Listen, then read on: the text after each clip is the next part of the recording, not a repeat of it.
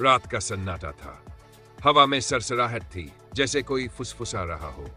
सलीम एक खोजी यात्री था जिसे हमेशा रहस्यमयी जगहों की तलाश रहती थी।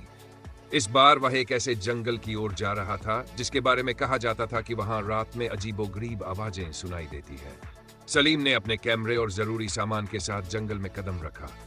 जैसे जैसे वह अंदर बढ़ता गया, वातावरण में अजीब सी सनसनाहट बढ़ने लगी।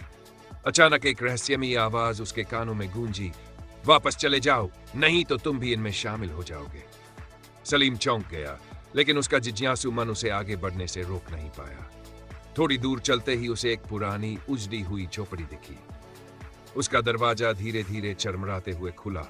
अंदर हर तरफ धूल से भरे पुराने चित्र और टूटी हुई लकड़ियां बिखरी पड़ी थी। अचानक उसे एक धुंधली परछाई दिखी जो जमीन से कुछ इंच ऊपर हवा में तैर रही थी।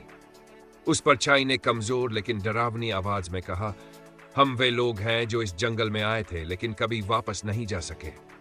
सलीम का दिल तेजी से धड़कने लगा। उसे महसूस हुआ कि यह कोई आम जंगल नहीं, बल्कि एक भयानक जाल है जहां जो भी आया वह यहीं फंस गया। वह भागने के लिए मुड़ा, लेकिन उसके पैर जमीन में जकड़ने लगे, जैसे जंगल ने उसे पकड़ लिया हो। आखिरी पल में सलीम ने अपनी जेब से एक पवित्र ताबीज निकाला जो उसकी दादी ने उसे दिया था।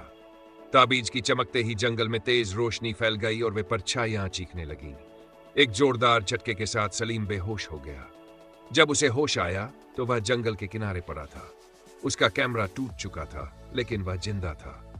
कांपते हुए उसने अपनी गाड़ी की ओर दौड़ लगाई और वहां से भाग निकला। बाद में जब उसने गांव के बुजुर्गों से जंगल के बारे में पूछा तो पता चला कि कई सालों पहले वहां कई यात्री लापता हो चुके थे और उनकी आत्माएं आज भी वहां भटक रही थी। सलीम ने कभी भी उस जंगल की ओर दोबारा रुख नहीं किया, लेकिन वह आवाजें आज भी उसके कानों में गूंजती थी।